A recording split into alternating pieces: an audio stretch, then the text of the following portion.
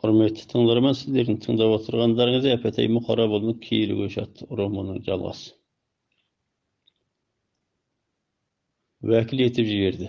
Соңхуаңның оңтүстігіндегі Шүлентау, Алтынтау сағасын мекендеп отырған қазақ елінің 11 әсірет басы да жиынға қатынасты. Жиында дәлелхан қазақтарға: Чинжаң өздеріңіз ауған замандағы байырғы Чинжаң емес.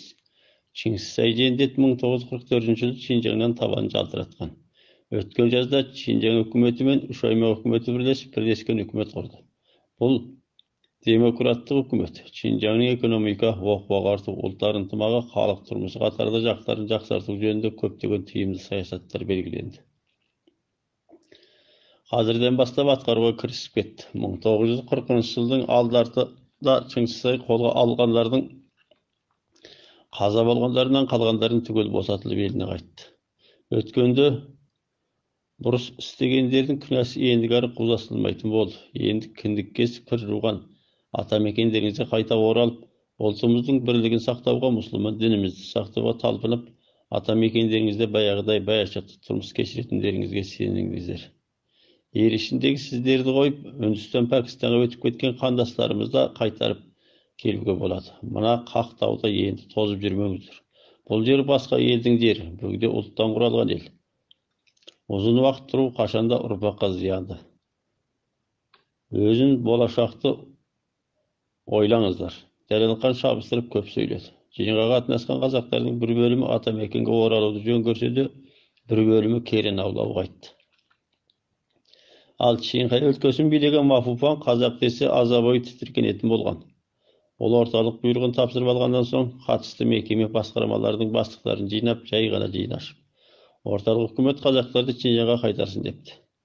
Бірін қалдырмай қайтару шарт екен. Бұл босқындарды біз шақырып келгеніміз жоқ. Мұнда салған апаттары да аз емес. Өз аяғымен қалай келсе солай қайсын. Бізде шығарып сала қоярлық автомобиль, рұқсат жоқ. Тек бұларды арнаулы әскер шығарып, жол жөнекей бұлатып тонатпай апарып Гансу өлкесіне тапсырсақ болған. Ал көліксіз көше алмағандарды зорламаңдар. Чинхайда жер көп, адам аз. Жан бағып отыра берсін. Ұрлық қарлықтан тыйылса болғаны. Онан соң Шұңқай егістік алаңындағы Шингюан заводындағы және әрбір жерде жол салған орындардағы кәрі жас қазақтарды түгел босатып, Солтан Шәріп Зоңғанға тапсырыңдар. Бұл қазақтар кетерінде елсіз қаңғысап, бүлік салып кетпесін, бүкіл өлкенің аудан қалашыларындағы әскери орындарға, сақшы мекемелеріне түгел бұйрық түсіріп, сақтық күшейтілсін. Тұрғын моңғол заңдылар қазақтың көшкен орайынан пайдаланып, өш алып есе қайтарамыз деп ұрыншақтық істеп жүрмесін. Бәрінен де сақ болыңдар деп әр іске шешім жасап нұсқау берді. 1947 жылдың басында қазақтарды көшіріп орналастыру қызметі сәтті істеу үшін Гоминдан үкіметі батыс солтүстік әскери әкімшілік комитеті Чинжаңға қайта қазақтарды орналастыру комитетінің ұйымдастыру ережесін жариялады. Ереженің негізгі мазмұны мынандай: Чинжаңға оралған қазақтарды орналастыру комитетін құрып, орналастыру істерін бір жайлы етуге жауаптандыру. Ережеге негізделе отырып, орналасатын орындарға бөліп, тұрмысын қамтамасыздандырып, өзін-өзі басқару, өзін-өзі қорғау ұйымдарын құрып, мәдениет оқу-ағарту істерін дамыту. Чинжаң өлкесі қайта оралған қазақтарды орналастыру комитетін құрып, оралған қазақтарды орналастыру әдісін белгіледі. Оралған қазақтар негізінен Құмыл, Баркөл, Аратүрік, Мори, Чонжу, Жемсары қатарлы аудандарға орналасады деп жоспарланды. Сонымен қатар Чинжаңға қайта оралған қазақтар Чинжаң шекарасына кірген соң жол азыққа адам басына күніне 26 сәріден 10 юаннан Чинжаң ақшасы таратылып берілді. Оралғандар қолындағы қамдау куәліктерімен әр орындағы қамдау группасынан оның ақшаларын алып отырады. Оралғандарды Құмылдан Баркөлге дейінгі 4 күндік жолға тасымалдауға 600 аттан түйе жиып, оларды тосып даяр тұрады. Басқа да толып жатқан даярлық жұмыстар істетілді.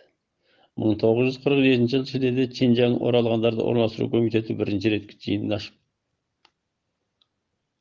5-ші группа құрды. Яғни жалпы істер группасы, тексеру зерттеу группасы, зат сатып алу группасы, бухгалтер группасы және азық-түлік үлестіру, тарату группасы қатарлы группалар құрылды. Әр группаның қызмет ережелерін айқындады. 1947 жылы қаңтардың басында Чинжаң үкіметі Дәлелхан Әлен-Уаңұлы, сол кезде не қызмет екені белгісіз, Кәрім Әкрәми, Тарбағатайдың Тола ауданының адамы, Сүйегі Найман, Bir materialda бұл кезде Үрімжі аймағының қоғам қауіпсіздік мекемесінің орынбасар бастығы делінген. Кәрім Әкрәми, Оқан Адырбай, Абақкерей итені ұру. Сол кезде Баркөл ауданы Қазақ ауылының ауыл басы. Оқан Адырбай қатарлы 4 адамды кәсіби Шанхайдағы қазақтарды үгіттеп атамекендерді Шинжаңға көшіруге жіберді. Бұлар әуелі Дунхан ауданына келіп, осы ауданда тұратын Gansu өлкесі қазақ басқармасының бастығы Чинзаямен жолығып, жалпы Gansu'дегі қазақтардың қоныс жағдайы, түтін жән сәні, тұрмыстық ахуалы қатарлы жақтарына қанық болған соң екіге бөлініп қызмет жүргізді. Дәлелқан мен Кәрім қыс ішінде көлікпен тауға шығып, елге қызмет істеудің тиімсіздігін ойлап, әуелі аттың басын Шинхай өлкесіне бұрды. Олар Чиннің қаласында өлке басыларымен жолығып, бұл шаруаға Мафуфаң төрағаның салқын рай байқатып, көшесің бе, қоясың бе, ерік өзіңде. Біз тек амандықтарыңызға ғана жауапты боламыз дегендей позициясын байқаған соң, қалаға көп аялдамай, Шинхай көлі оңтүстік райондағы Шинхай ауданы көлеміндегі Дақоба деген жердегі Солтан Шәріптәйшінің еліне барды. Осыдан бірнеше ай бұрын өлкелік үкіметтің жиынына қатынасып келген соң, елін түгел аттанысқа келтіріп, ат көлік азық-түлік жақтарында даярлық көре бастаған Солтан Шәріп Дәлелхандарға бұл жердегі маған қарасты қазақтан бірде-бірін қалдырмай көшіріп кетуге мен кепіл боламын. Ал Соландағы және басқа аудандар мен Чиннің қаласында тұрып тозып жүрген қазақтарға кім жауапты болып мекенге жеткізеді? Оны мен біле алмаймын. Мачужи айтты, қайтып келсең сөйтіп қайт деп. Амал бар ма? Айтарға сөз көп, шама жоқ. 1938 жылы қалың ел ауғанда Шыңғыстай Альпірамен бір жұма бомбалап, 12 машинамен келіп, Мажың тауынан тосқанда ұсақ мал қалды. Айдаған ірі қара да қалды. Сонда да ел өзара селбесіп ешкім көшке жаяу бермеген болатын. Ал мұнда келген соң, алғашында Жапонға қарсы соғыстың алдыңғы шебіне көмектеп, ат түйені жиып алып еді. 1940 жылдың соңында Хандүйжаңды өлтірдіңдер деп ат түйені таяғына қоймай бір-ақ сыпырды. Сарылық пен ұсақ малдан басқаны малдандырмады. Осы ауылда жалғыз маған ғана бір көкшолақ ат қалдырды. Мачужи сонда жежік кеткен көлігімізді қайтарса, жұртқа жетім лақ тастамас едік. Айтарға ауыз қайда, атамекенге көшкенімізге мақұл болғанына да шүкір. Енді ықтай жалдап елімізге жетіп алайық. Жаяу жалпы Gansu'дегі елге жетсек, ар жағында қара жазықты тағы көріп жатармыз. Сіздер де жерлік үкіметке сөйт-бүйт деп артық талап қоймаңыздар. Бұл дүнгендер сонау Алтайда менің әкемнің басын алғаннан бері қазақпен қаны қарсы. Бұлардан жақсылық күтуге болмайды. Қолдарыңнан келсе, Доландағы көп кедейді ала кестек болар еді деп сөзін тұжырды. Дәлелқандар бұл елде бір жұма болып, туып өскен атамекендерінің жуық жылдардан бергі өзгерісін таныстырып, әсіресе Алтайдан шыққан Оспан Сіләмұлының қазір Алтайды билеп тұрғанын, осы рет сол Оспанның талабы бойынша ел көшіргелі келгенін баса дәріптеді. Енді бір жағынан Gansu Шинхайдағы қазақтар Шинжаңның жалпы ахуалынан хабарсыз. Şu аймақтан көрістегеннен тіпті тұндыр еді. Сондықтан тек қазақи қара дүрсін сөзбен Оспанды мақтап, соның шақыру десе елдің қабылдауы тез болар деп ойлаған. Іс жүзінде елді қайта көшірумен Оспан Сіләмұлының ешқандай қатысы жоқ еді. Бұлар қатынастың қолайсыздығынан Долан ауданына бара алмай, қайтып өлке орталығына келіп, өлке басыларына елдің, әсіресе Доландағы елдің қалының мүшкіл екенін машинамен апарып қоймаса өздігінен көше алмайтынын мәлімдеді. Мафуфаң күн бұрын кесіп пішіп қойғандықтан басқа бастықтар тіс жарып ауыз ашпады. Тек бұл өлкеде адам аз, жер көп, көше алмаса жан бағып жата берер деп сүй салды. Бұдан Дәлелқандар қатты түңіліп, ішін тартты. Бұлармен енді көп сөйлесудің мәнісінің жоқ екенін аңғарған Дәлелқандар Шинхай Gansu'дегі қазақтарды жиып Шинжаңға қайтару орталық комитетінің бұйрығы. Біздағы сол құрса қиырдан үкіметтің бұйрығын атқаруға келіп жүрміз. Ең жақсысы сіздерде Gansu үкіметі сияқты дұрыс позициямен қазақтарға қамқорлық жасап, атамекеніне жеткізіп қойыңыздар. Ондай болмағанда майоршілеріңізге жақсы болмайды деп ескертті. Ескертіде жолдарына түсіп Gansu'ның Ләнжу қаласына келіп, өлкелік үкіметтің белсенді позицияда екенін байқап, Сичуан аймағын соғып, Дунхан ауданына келді. Наурызда Кәрім көлікпен қазіргі Gansu Ақсай ауданының Қайызы сақарасына барып, бір қанша жерге елді жиып, атамекенге оралу жөнінде үгіт айтты. Қазір Ақсайда тұратын 80 жастағы пенсионер Жәдік Дәлелқан Қатшыбайұлы сол күндерді былай деп еске алады. 1947 жылдың жазғы тұрымы ғой деймін. Біз қайызда отырғанда Ұзын Кәрім деген келіп жиын ашты. Әкеміз Қазірада 40-да шәйт болған. Жасым 18-де болғанымен бір семьяның үлкенімін. Түтін бас сайын адам келсін деген соң жиынға мен де бардым. Bir жағы семіз мал сойса, жілік мұжып, сорпа ішуде ойда жоқ емес еді. Сонда Кәрім шешен адам көрді. Малға шұбыртып батас деді. Басқасы есімде қалмапты. Батасының соңында апиын салып, ұрлық қылған құрдым бағи дегені әлі есімнен кетпейді. Үйтетін ел ішінде жортуыл тиіліп кеткен жоқ. Шамалылар түгел осы бөктердің бастау бұлақ бастарына жер ашып апиын салады. Соны меңзеп отыр. Жиында Кәрім Чинжаңды жер суға сыйғызбай мақтады. Бұл жер Моңғол Заңзу мекендеген кәпірдің жері. Түбінде мұсылманға қол болмайды. Бірін қалмай түгел көшіңдер. Бұл орталық үкіметтің бұйрығы деп көп сөйледі. Бірақ ел көшкенге ондай желпілдеп кетпеді. Көбі біріне бір қарайлап елбасыларына жалтақтай берді. Кейбір үлкендер Чинжаңның саясаты оңалса да, 6 ай қыс қанша оңалып кетті дейсің. Қолымыздағы қар көрмеген азынаулақ малымыз бір қыстан шықпай таяқ ұстатып кетер десе, енді біреулер: ой, ит тойған жеріне ер туған жерде дегендей атамекен қайтқанға не жесін?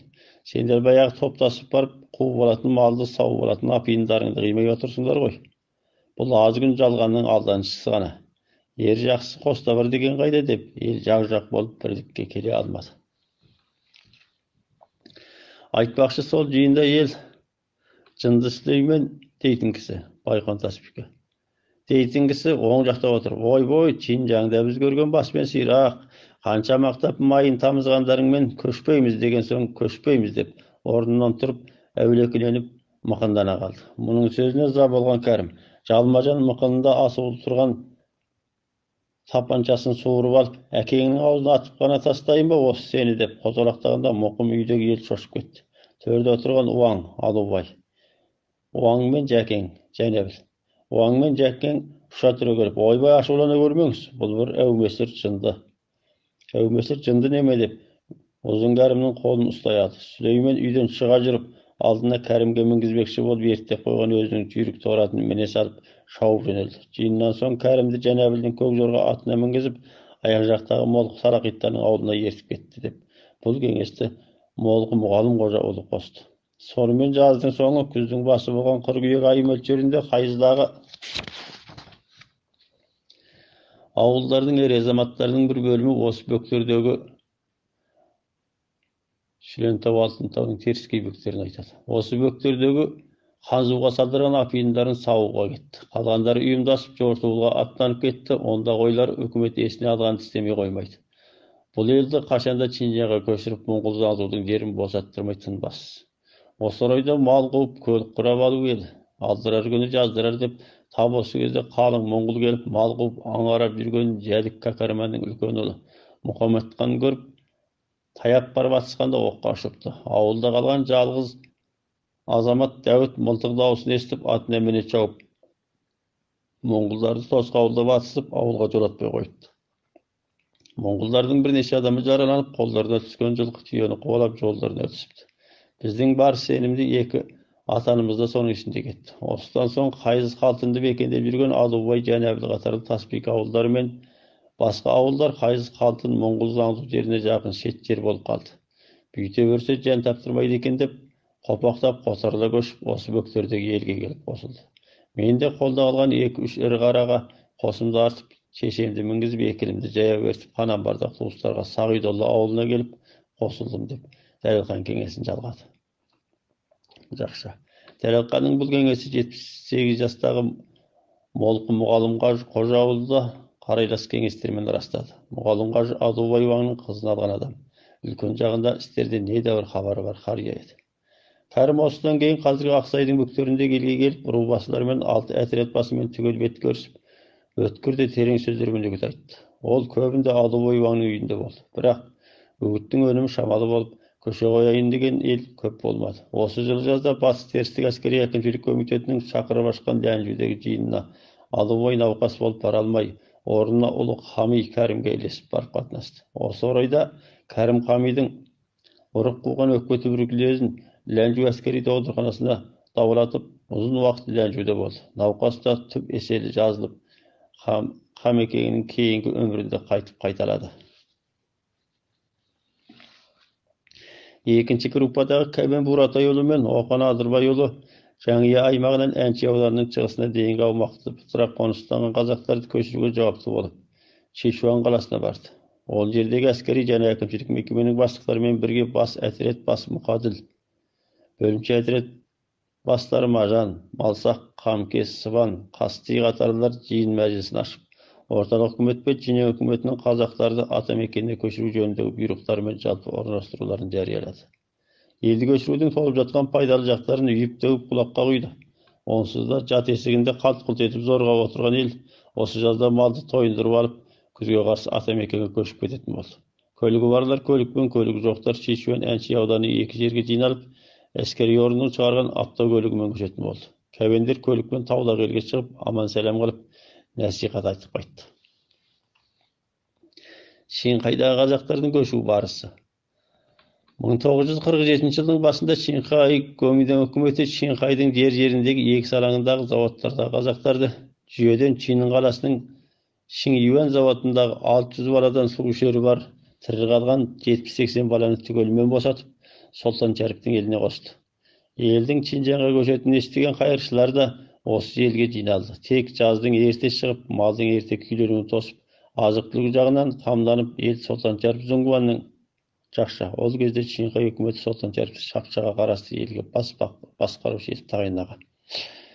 Солтан Шәріп Зунгуанның бұйрығын ғана тосып жүрді.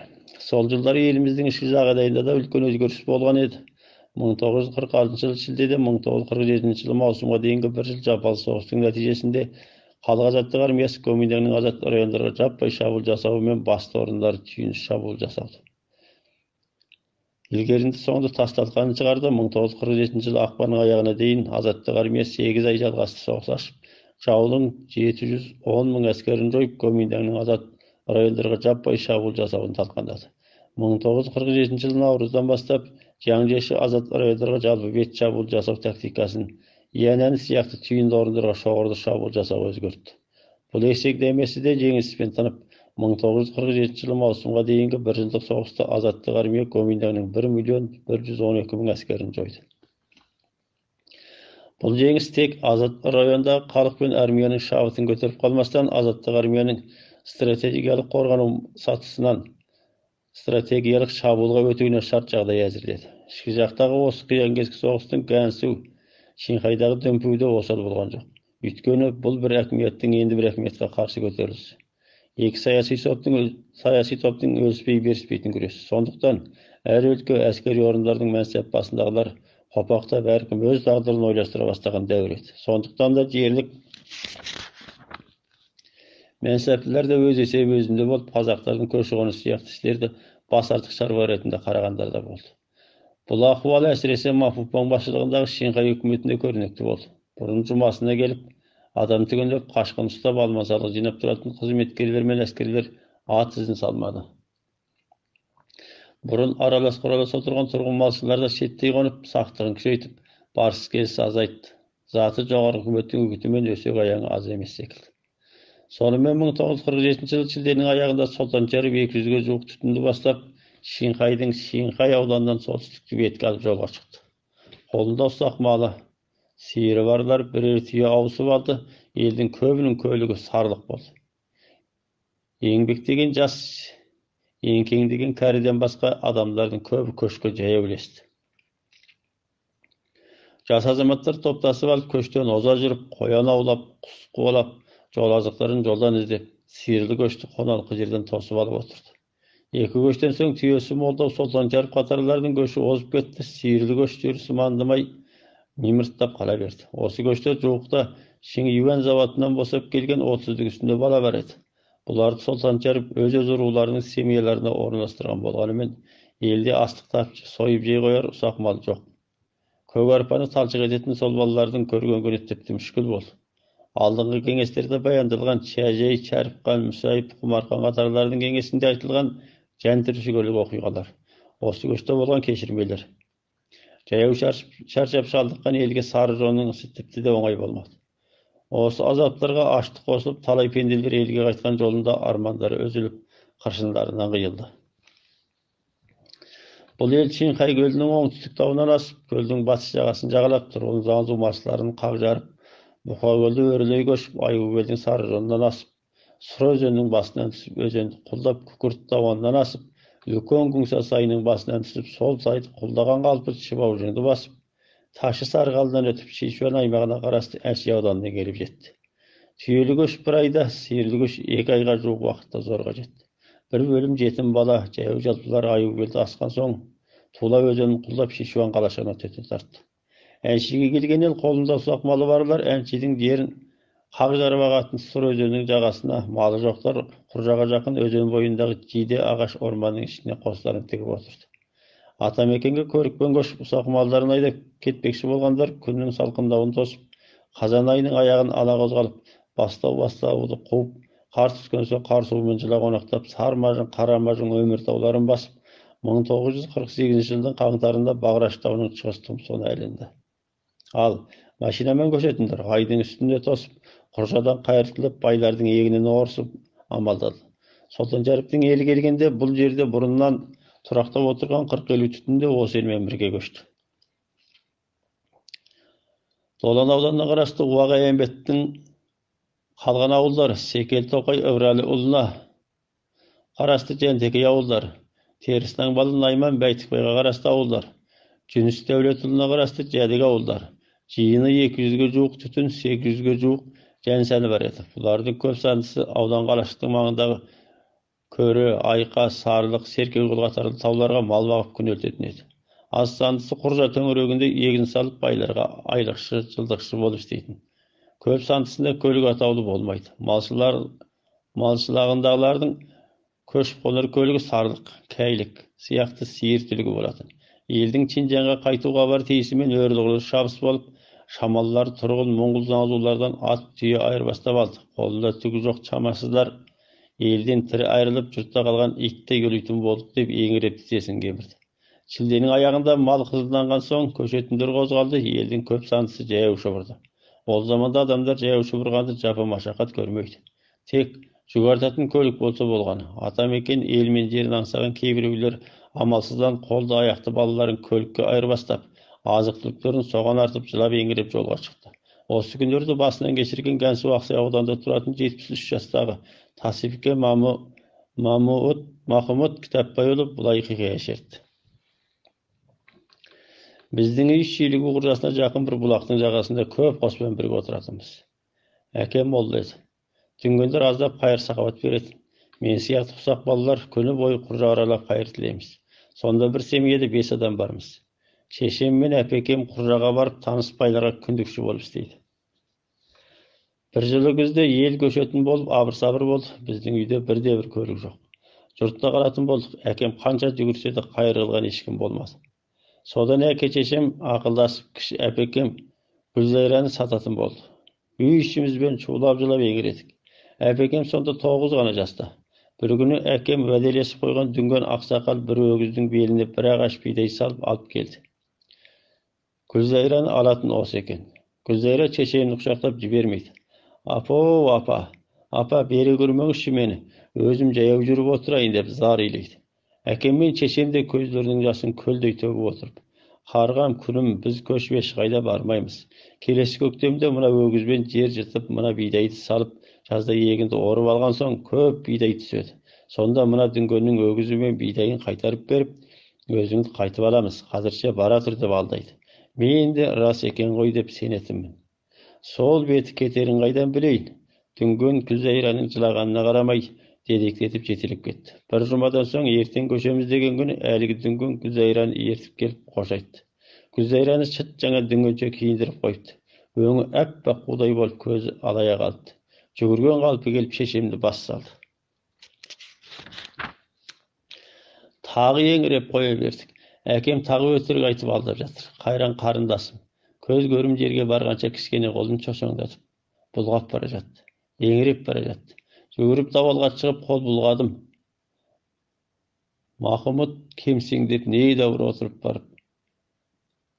Дүнген дедектетіп жетелеп барады. Соңғы қоштасуымыз сол болды.